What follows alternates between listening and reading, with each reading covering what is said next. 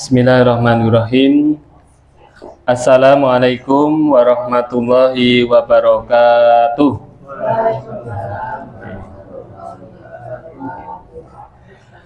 Alhamdulillahirabbil alamin.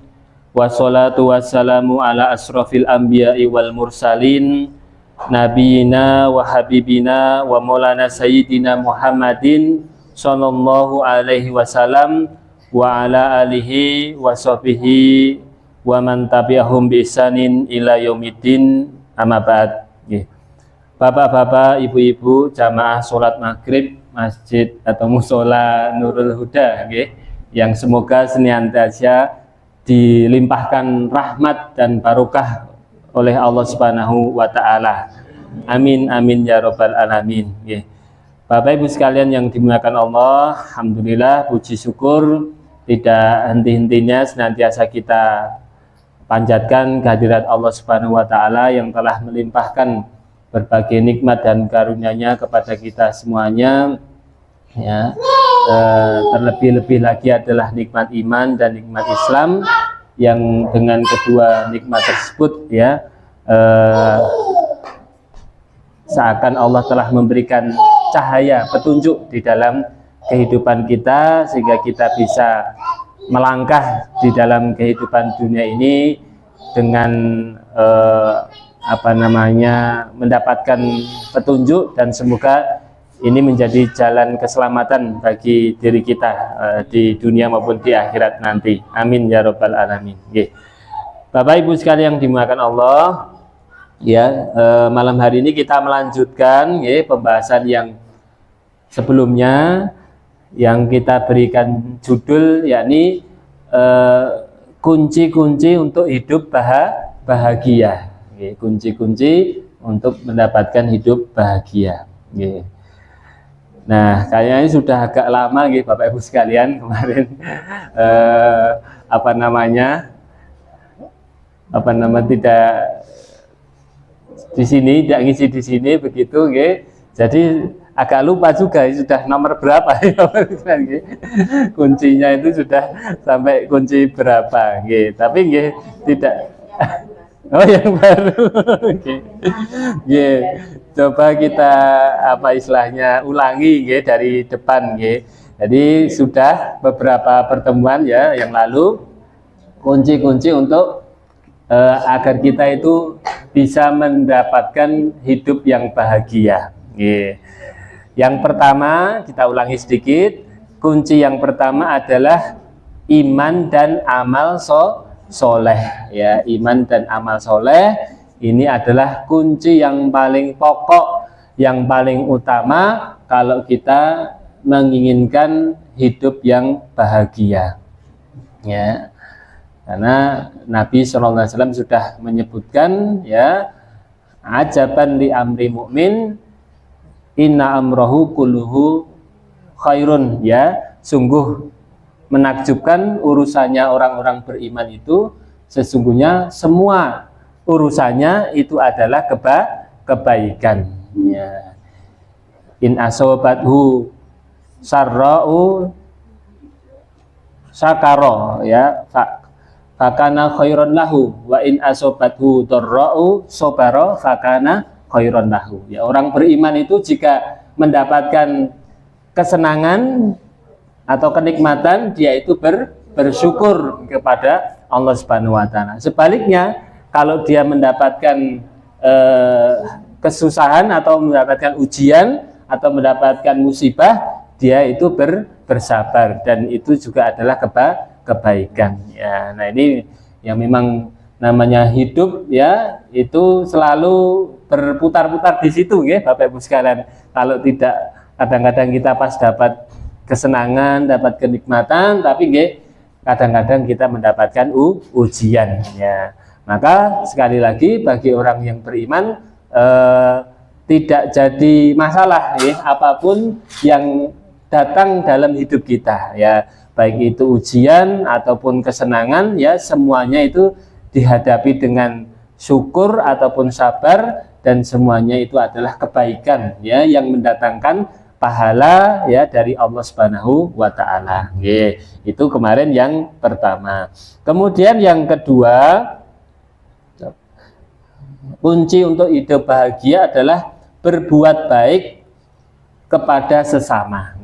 Berbuat baik kepada sesama. Dan ini ya Allah akan berikan balasan yang sifatnya kontan, langsung, tunai ya, tidak harus nunggu lama, tidak harus nunggu lama ya. Orang yang berbuat baik kepada orang lain, Allah akan berikan balasan langsung. Apa itu balasan yang langsung itu? Ya, yakni Allah akan selipkan rasa bahagia ke dalam hati kita. Ya, itu balasan langsungnya itu. Ya. Jadi ini menjadi bukti ya kalau berbuat baik pada orang lain itu akan membahagiakan kehidupan kita. Ya. Jadi Allah langsung ya setelah kita berbuat baik, kita misalnya membantu ya dengan harta kita atau membantu dengan tenaga ya dan lain sebagainya ya, itu langsung ya hati kita itu terasa bahagia ya. Dan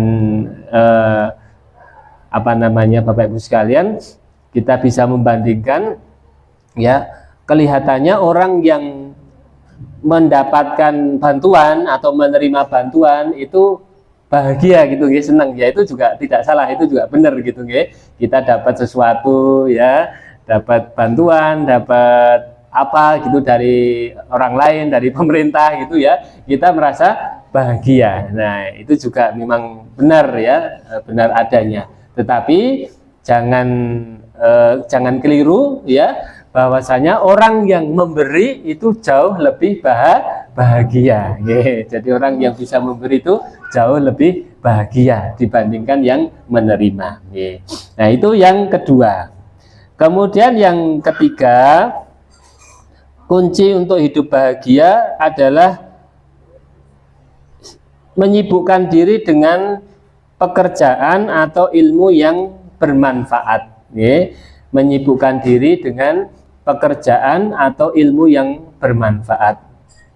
Maksudnya ini adalah ketika kita itu di dalam kehidupan ini mengalami hal-hal yang kemudian yang tidak menyenangkan atau mendapatkan ujian ataupun juga dapatkan masalah ya, begitu ya, di dalam hidup ini, maka salah satu terapinya ya itu adalah jangan terlalu masalah itu jangan terlalu istilahnya dipikirkan ya, jangan terlalu kita itu ya ibaratnya itu istilahnya pun tenggelam di dalam permasalahan hidup begitu ya istilahnya ya. Maka di sini kita dinasihatkan bahwasanya kalau bisa ya apa namanya kita lebih menyibukkan diri pada pekerjaan ya ataupun ilmu yang bermanfaat ya. Dengan kita sibuk dengan pekerjaan ya, dengan kegiatan-kegiatan yang bermanfaat atau dengan ngaji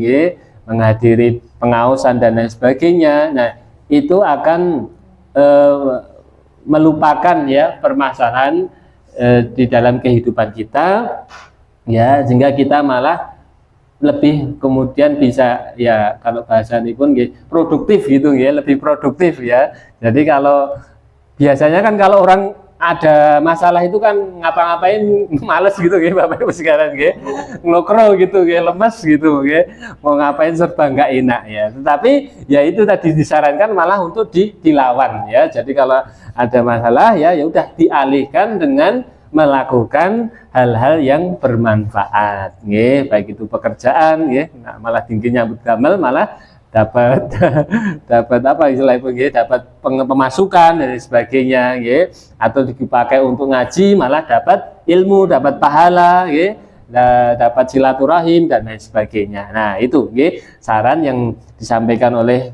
penulis ini ya. Ya, jadi fokuskan diri pada pekerjaan ataupun ilmu yang bermanfaat ya. Sehingga nanti kita bisa sejenak melupakan permasalahan yang ada di dalam kehidupan kita. Itu yang ketiga. Kemudian yang keempat adalah konsentrasi pada apa yang bisa kita kerjakan hari ini atau sekarang juga, ya. Konsentrasi pada hal-hal yang bisa kita lakukan sekarang dan jangan dihantui pikiran masa depan atau kesedihan masa lalu, begitu istilahnya, ya. Jadi fokus pada apa yang bisa kita perbuat saat ini, ya. Jangan terlalu memikirkan masa lalu, apa yang masa lalu itu sudah lewat, ya, sudah berlalu, ya. Tidak perlu diingat-ingat, istilahnya begitu, ya. Terutama ya masa lalu yang tidak menyenangkan, gitu, ya. Atau apalah ya begitu, ya, hal-hal yang tidak mengenakan di dalam hidup kita yang terjadi di masa lalu, ya, itu jangan terlalu dipikirkan, ya, ataupun jangan diingat-ingat, ya.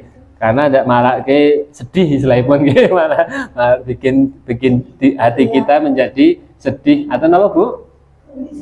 Gelisah, dan lain sebagainya, resah dan sebagainya, karena memikirkan hal masalah, ya, yang mungkin terjadi di masa lalu, yang mungkin boleh jadi belum selesai atau sebagainya, nah itu jangan terlalu dipikirkan. Begitu pula apa yang akan terjadi di masa yang akan datang, yaitu istilahnya pun jangan terlalu dikhawatirkan, karena apa yang ada di masa yang akan datang itu belum tentu terjadi, makanya jangan terlalu dikhawatirkan, entah babakan apa istilahnya pun, mungkin masalah, mungkin kita mikirkan pekerjaan, mikirin sekolah, atau mikirin apa, Bu, yang biasa dipikirkan anak-anak, mungkin selain pun mencarikan mak jodoh, ya, dan sebagainya, dan sebagainya lah, hal-hal yang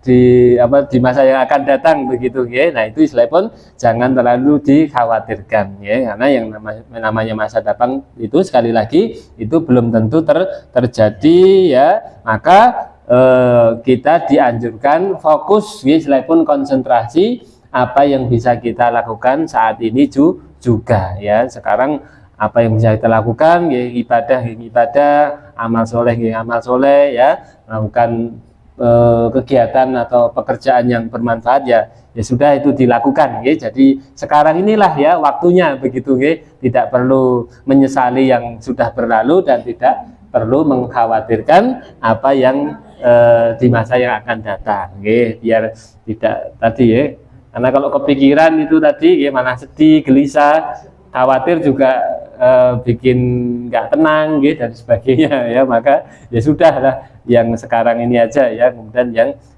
kita kerjakan. Nah, pun nomor pinten, Bu, nih, sekawan, nomor sekawan. Sekarang yang nomor 5, ya, kunci untuk kita bahagia adalah memperbanyak zikir kepada Allah, memperbanyak zikir kepada Allah, Allah berfirman di dalam surah Ar-Ra'd, ayat 28, ala bizikrillahi tatmainul qulub, ingatlah, hanya dengan kita itu mengingat Allah, hati menjadi tentram, jadi kunci, ya, agar hati kita itu tenang, hati itu kita tentram, ya, itu adalah dengan memperbanyak zikir, ya, zikir kepada Allah Subhanahu wa Ta'ala. Nah, ini Bapak Ibu sekalian, dan ini terbukti, ya, Bapak Ibu sekalian, seringkali kan kita mungkin melihat atau bahkan mungkin kita sendiri juga sudah mempraktekannya, mengamalkannya, misalnya suatu pernah terjadi musibah, atau kados gempa misalnya pun, ada gempa beberapa waktu lalu di Jogja itu, ya biasanya orang apa, ya entah teriak bengok napa, tapi yang ya banyak di antara masyarakat ya ketika teriak adalah itu menyebut nama Allah, entah astagfirullahaladzim astagfirullahaladzim ya, atau Allahu Akbar ataupun ya la ilaha illallah. Nah itu adalah ya bagian-bagian daripada zikir ya kepada Allah Subhanahu wa taala. Dan itu mujarab ya Bapak Ibu sekalian ya. Artinya terus habis mengucapkan itu terus selain nggak ada pengaruhnya apa-apa ya, tidak seperti itu ya. Bahkan yang kita rasakan ketika kita menyebut nama Allah tadi ya, selain pun kita itu ada agak rada ayem gitu istilahnya pun agak tenang istilahnya begitu yang awalnya itu takut khawatir dan lain sebagainya deg-degan dan sebagainya tapi dengan kita memperbanyak tadi menyebut nama Allah, memperbanyak berzikir, ini agak berkurang sudah agak berkurang kekhawatiran atau ketakutan kita. Nah ini menunjukkan ya tadi betul ya yang dinasihatkan oleh penulis ini ya, salah satu agar kita bahagia adalah memperbanyak zikir ya, zikir kepada Allah Subhanahu wa taala. Kalau hati sudah tenang, hati sudah tentram ini menjadi wasilah atau menjadi jalan untuk kita itu lebih bahagia.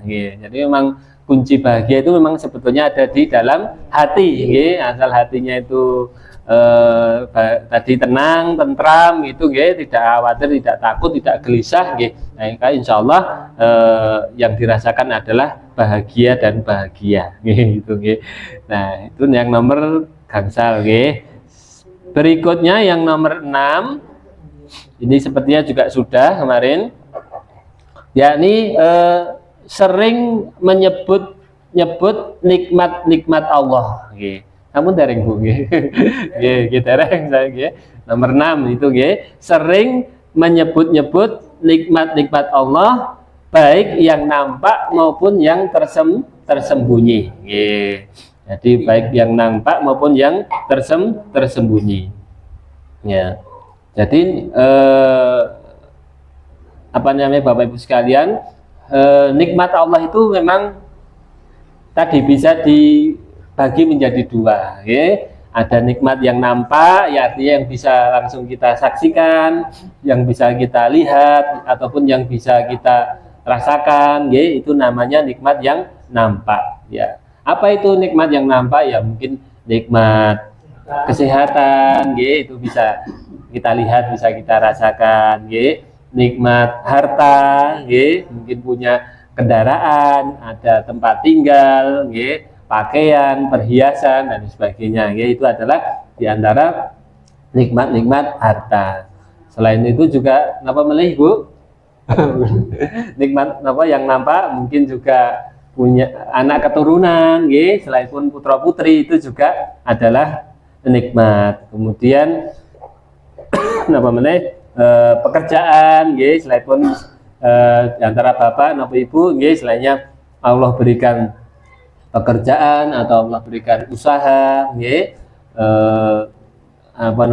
warung jualan dan sebagainya, macam-macam, itu juga adalah diantara nikmat yang Allah berikan kepada kita. Nah, itu adalah contoh nikmat-nikmat yang nampak. Kemudian ada juga nikmat-nikmat yang tersembunyi, nikmat yang tersembunyi, nikmat-nikmat tersembunyi.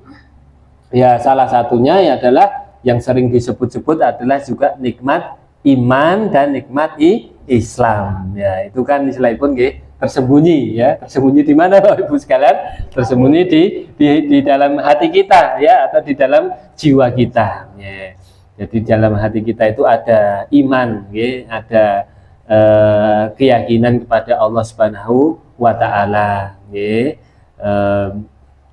Ya, kemarin sudah sempat kita contohkan, bagaimana di negara-negara maju, ya, seperti katakanlah Jepang atau Eropa atau Korea, gitu, yang kelihatannya negara-negara sudah maju modern begitu, ya, ternyata didapati juga yang namanya kasus-kasus bunuh diri ya dan lain sebagainya atau yang semisalnya dengan itu banyak ya, banyak terjadi kasus-kasus bunuh diri ya.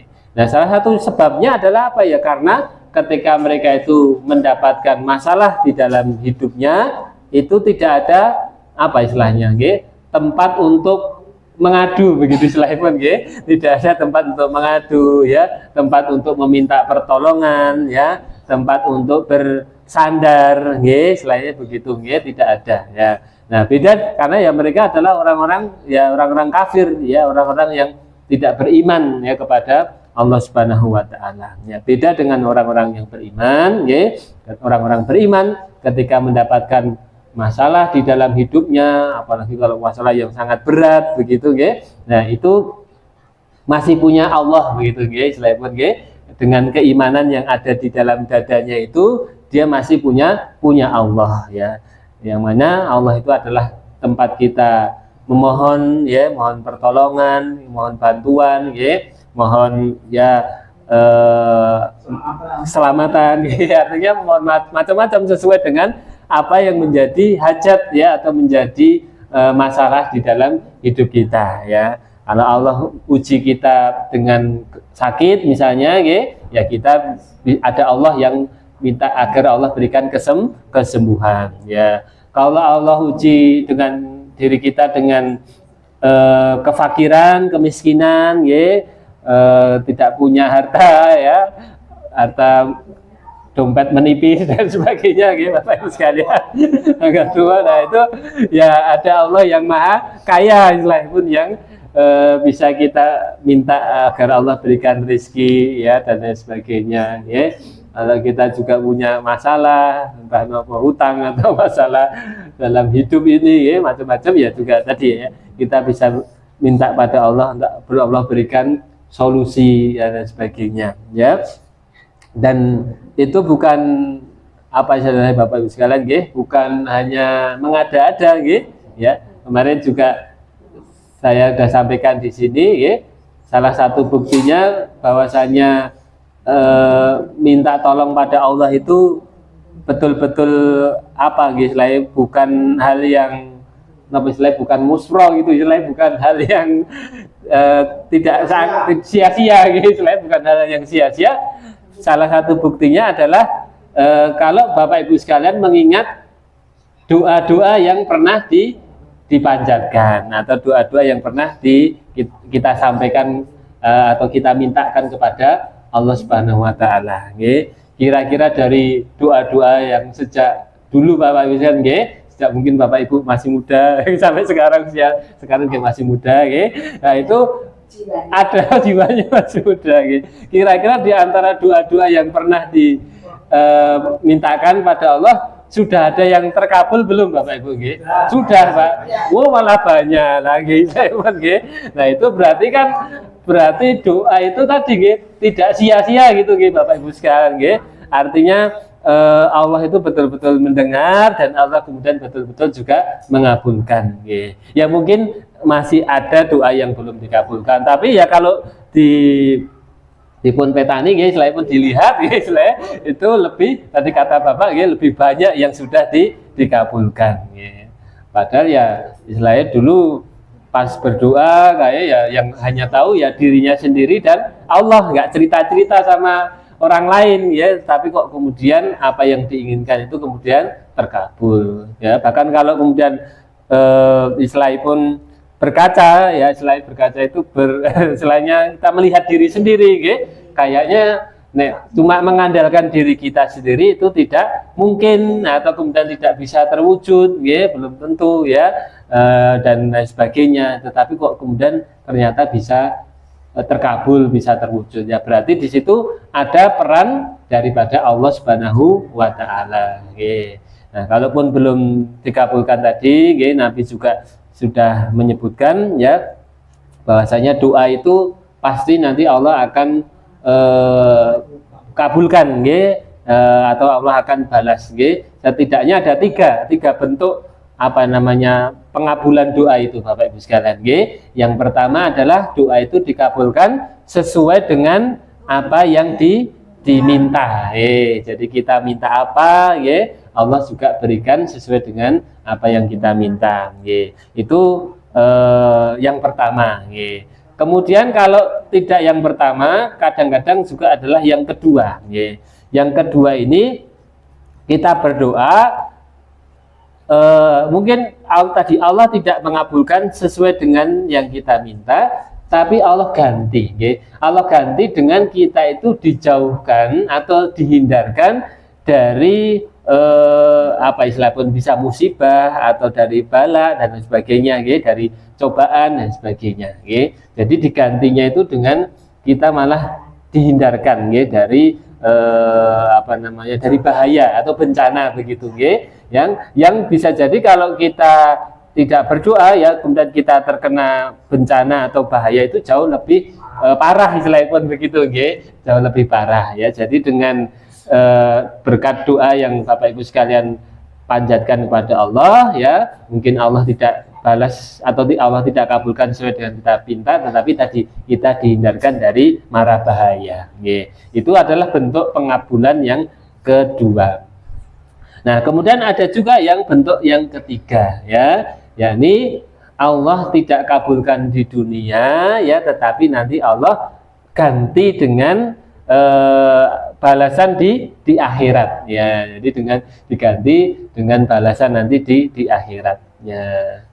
Jadi artinya kalau seperti itu Bapak Ibu sekalian, doa itu tadi tidak ada yang sia-sia, jadi makanya jangan males berdoa, jangan putus asa juga untuk berdoa, karena semua doa tadi pasti akan dikabulkan tadi. Kalau tidak yang nomor satu, kalau tidak yang nomor dua, kalau tidak juga nomor tiga, diganti nanti di akhiratnya.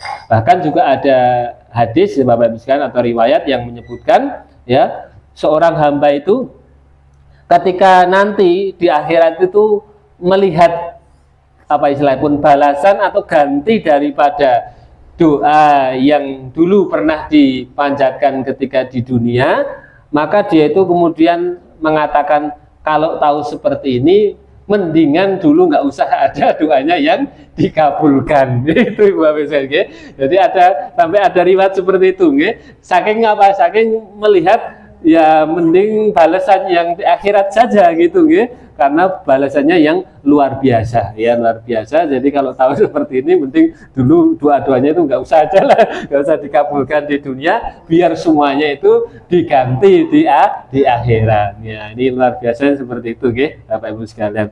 Nah, itu tadi nikmat tersembunyi, nikmat iman, seperti itu tadi. Jadi dengan iman itu tadi, Bapak Ibu sekalian, itu betul kalau para penceramah itu kan biasanya di awal-awal mengatakan mari kita bersyukur atas nikmat yang paling besar itu, jadi nikmat iman dan Islam, karena iman tadi selain tadi jadi kita ada Allah tempat kita itu bergantung, tempat Allah kita meminta, kemudian juga misalnya dengan adanya iman itu tadi kita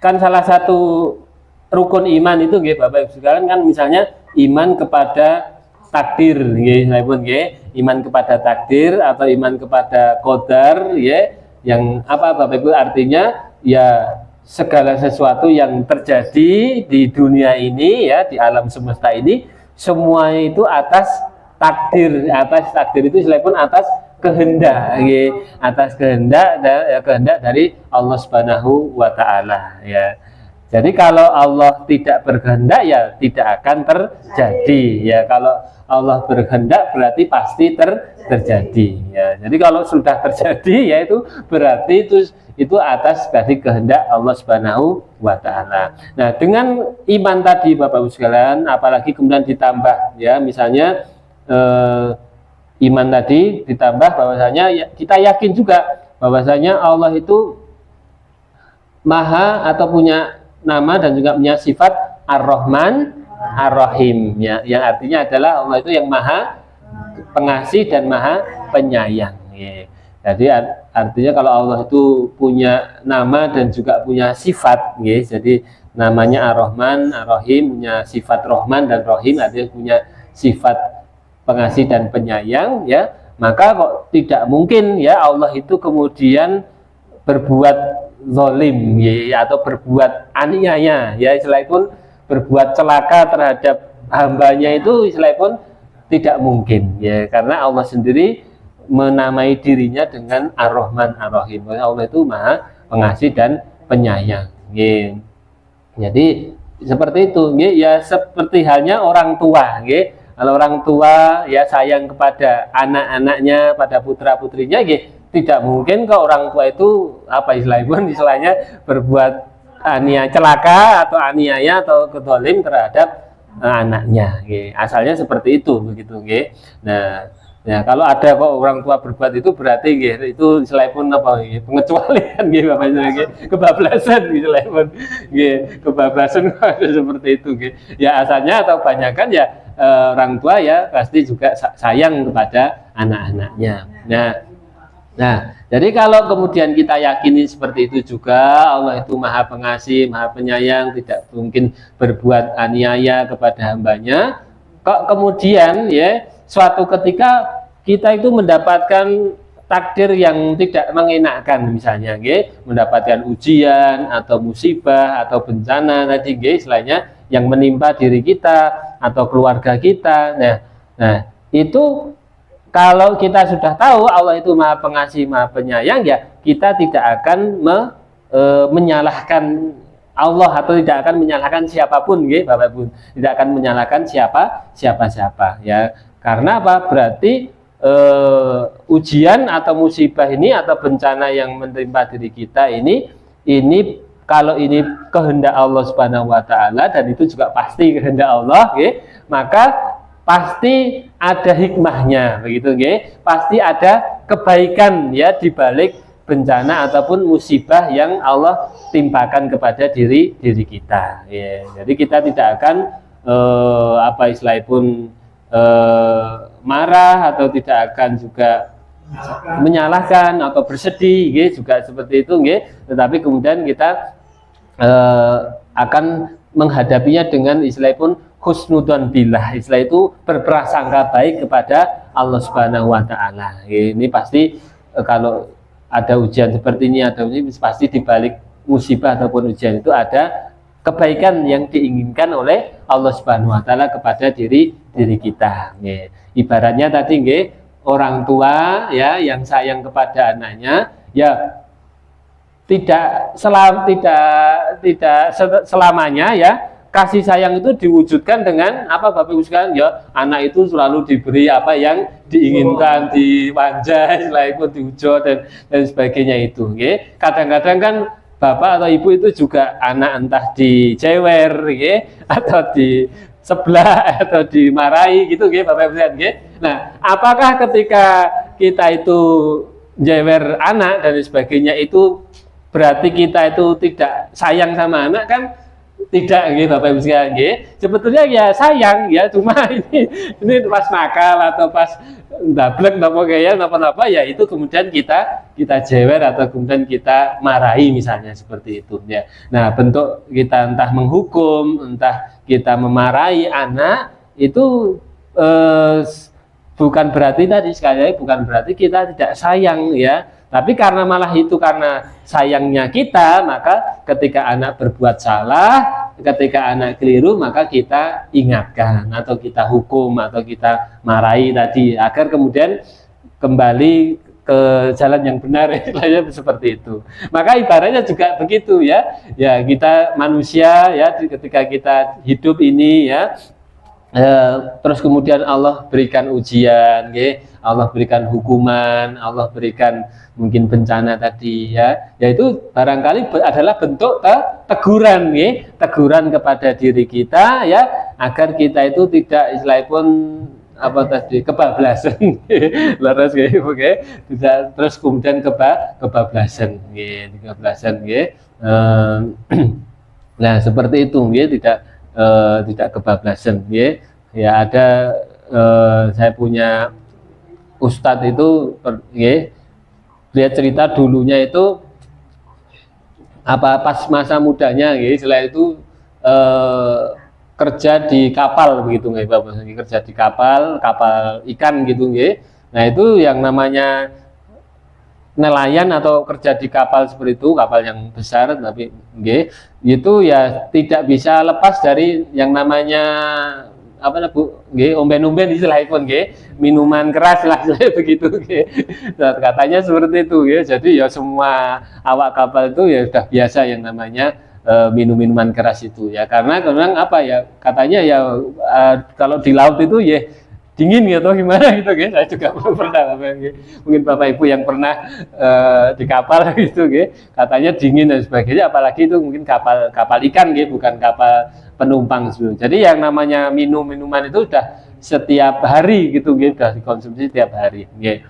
Nah, kemudian ya ternyata ya tadi mungkin tadi bentuk Allah sayang pada beliau ya, Allah itu kemudian berikan ujian, yaitu tadi apa namanya, lambungnya atau itu sakit Bapak Ibu sekalian, jadi akibat mungkin keseringan minum tadi, jadi terus muntah darah gitu, jadi muntah darah dan lain sebagainya, terus ya pokoknya begitulah, muntah darah yang akibatnya terus berhenti, selain berhenti nggak lagi ikut kapal ya, artinya juga ribuan Pak, berhenti dari pekerjaan tadi ya, akhirnya juga berhenti dari minuman tadi, karena ternyata minuman itu telah menyebabkan tadi lambungnya itu jadi rusak.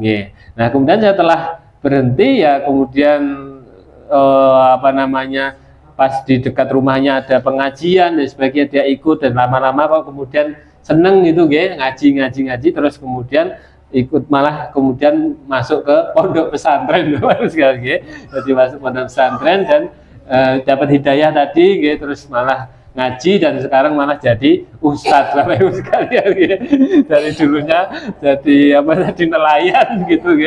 Nah, ini contohnya Bapak Ibu sekalian, sebagai contoh saja ya.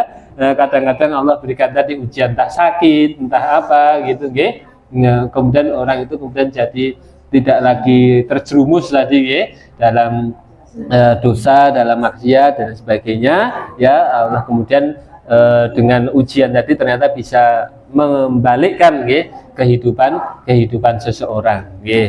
Nah ini pun adzan Bapak Ustaz. Biasanya pun adzan dulu atau dirampungi dulu terus baru adzan. Pripun? Oh, diselesaikan dulu diselesaikan dulu. Sudah selesai Ini tadi iman Bapak Ibu sekalian ya, ternyata seperti itu salah satunya karena apa istilahnya pun fadilah ataupun keutamaan ya, seorang itu punya iman. Begitu pula dengan Islam Bapak Ibu sekalian saya tambahkan sedikit tentang Islam ini juga nikmat yang tersembunyi ya, karena ini kan Islam itu juga hidayah Bapak Ibu sekalian, hidayah dari Allah Subhanahu wa taala kepada diri kita sehingga kita mau memeluk agama Islam selain pun yang itu sebenarnya tidak ada paksaan ya. Allah berfirman la ikraha fiddin ya, qad tabayyana rusdu minal ghayy apa namanya, tidak ada paksaan ya untuk kita itu masuk ke dalam agama Islam. Jadi ini tidak boleh memaksa Bapak Ibu sekalian, kita itu tidak boleh memaksa orang lain ya untuk masuk atau memeluk agama Islam.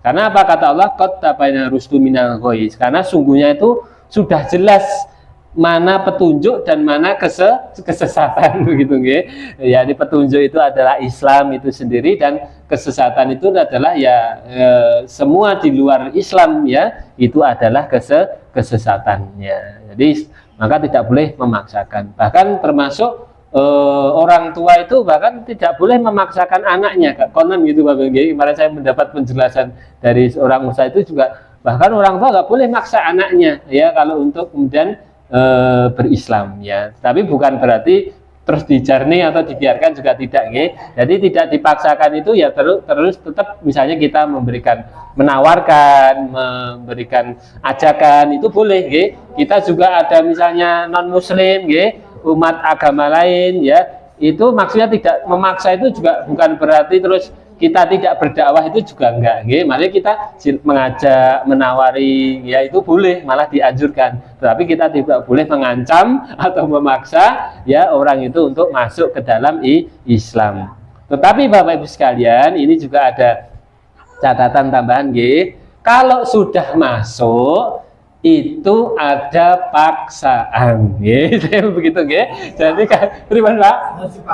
Nggih, kalau sudah masuk, nggih, kalau panjenengan selaipun nggih sudah masuk Islam, itu ada paksaan, nggih, untuk mengerjakan atau menjalankan, nggih, kewajiban-kewajiban di dalam agama, nggih. Ada sholat, nggih, ada puasa Ramadan, nggih. Ada apa misalnya zakat bagi yang memang mampu atau sudah mencapai nisab, nggih. Jadi tidak benar atau keliru kalau ada orang Islam mengatakan aku gelem Islam tapi aku mau sholat misalnya, ya, aku nggak mau sholat gitu, nggih.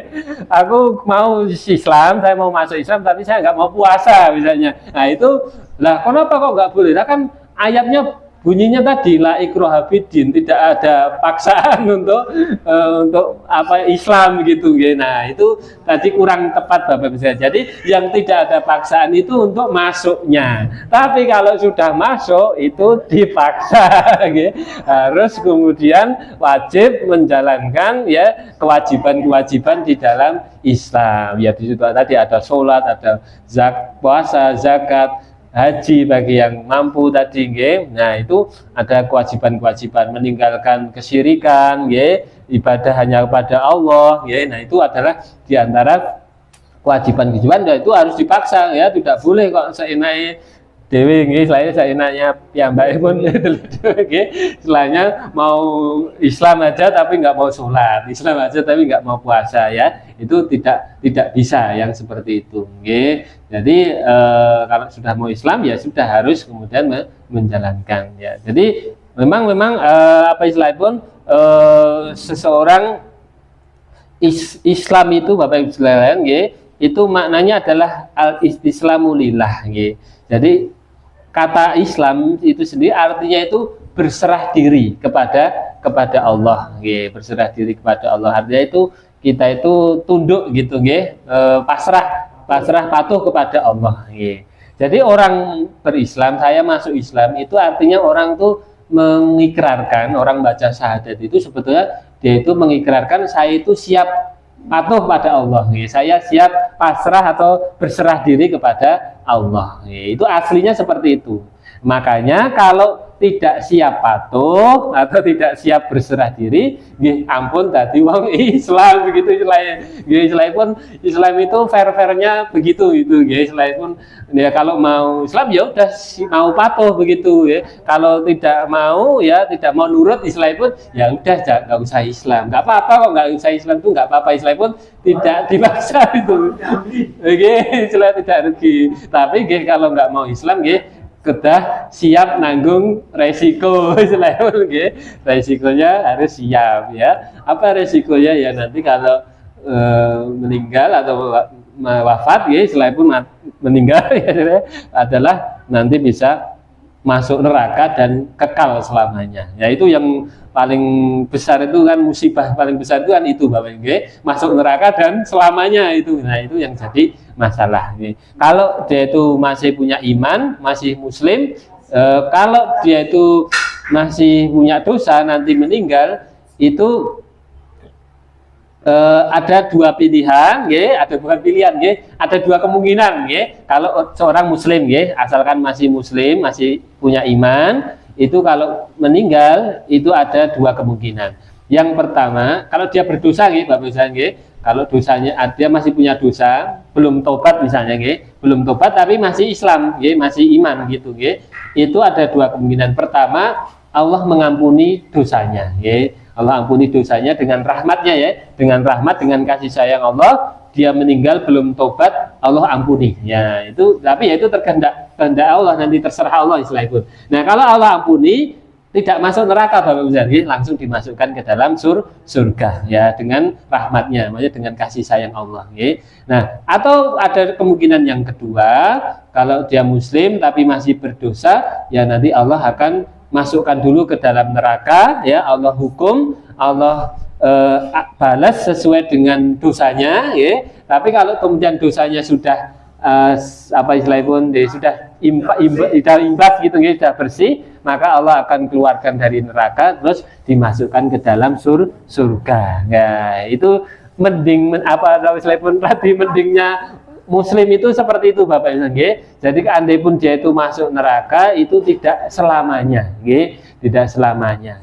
Mampir, duka, delok apa suwe, tergantung tadi, tergantung dosanya. Jadi makanya tadi, tapi Bapak Ibu sekalian, meskipun demikian, jangan kita itu meremehkan, wes rapopo lah aku mampir delok, itu jangan dibayangkan, selain neraka itu, ya kita nggak akan kuat Bapak Ibu sekalian, tidak akan tahan, dikatakan dalam hadis kan, apa siksa neraka yang paling ringan apa Bapak Ibu sekalian, itu adalah nanti seorang hamba itu diminta Allah untuk mengenakan apa sandal atau terompah gitu, ketika kakinya menginjak sandal yang dari bara api itu, ya, kemudian isi kepalanya itu mendidih, istilahnya, itu yang paling ringan seperti itu, nah itu sudah, padahal ya belum tentu kita dapat yang paling ringan istilahnya, nah, itu sudah sangat mengerikan.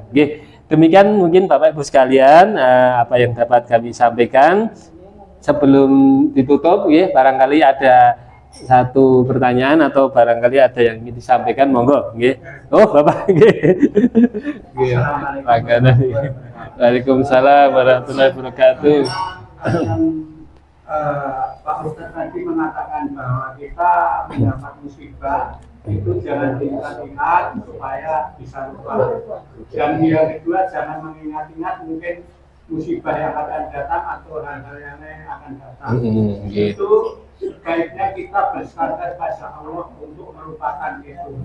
Mulai bersandar pada Allah, kemungkinan Bapak atau Ibu punya masalah pada hari ini dan kebetulan di musola ini ada pekerjaan, maka untuk itu untuk hari Minggu yang akan datang saya minta untuk kerja bakti ini untuk melupakan musibah yang mungkin mendapat musibah. Makanya untuk hari Minggu untuk menghilangkan musibah itu saya minta untuk kerja bakti bersama. Mungkin besok hari Minggu kita bisa menenang besi yang sudah ada masalahnya untuk membongkaran di atas sudah selesai.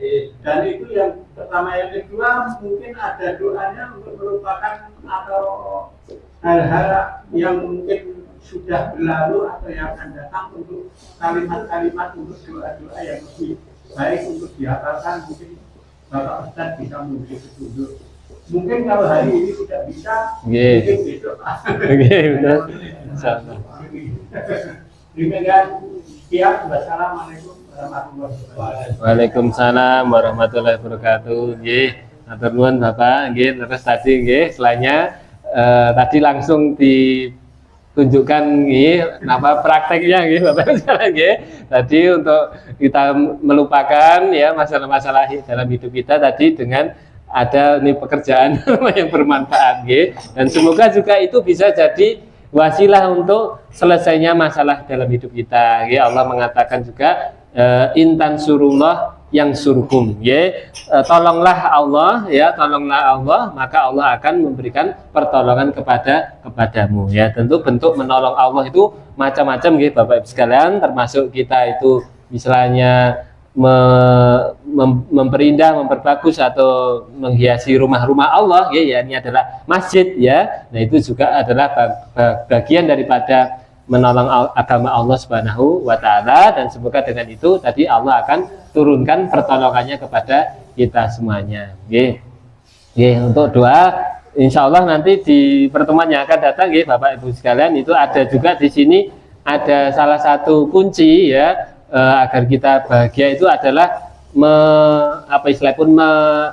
membaca doa yang sebagaimana doa yang dibaca oleh Nabi gitu. Nanti ada di nomor berapa itu 8 kalau nggak salah, itu ada doa di sini yang diajarkan oleh Rasulullah SAW yang kemudian bisa kita amalkan juga untuk kita baca. Mungkin demikian sementara Bapak Ibu sekalian yang dimuliakan Allah, apa yang dapat kami sampaikan, kurang lebihnya mohon maaf. Semoga yang sedikit ini bermanfaat untuk kita semuanya. Amin amin ya rabbal alamin. Kami akhiri wassalamualaikum warahmatullahi wabarakatuh. Oh, ditutup dengan doa. Oh, nggih. Bapak Ibu sekalian.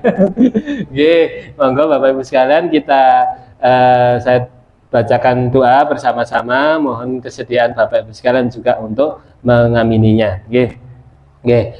Alhamdulillahirabbil alamin, hamdan syakirin, hamdan naimin, hamdan yuwafi ni'amahu wa yukafi mazidahu. Ya Rabbana lakal hamdu hamdan katsiran thayyiban mubarakan fi.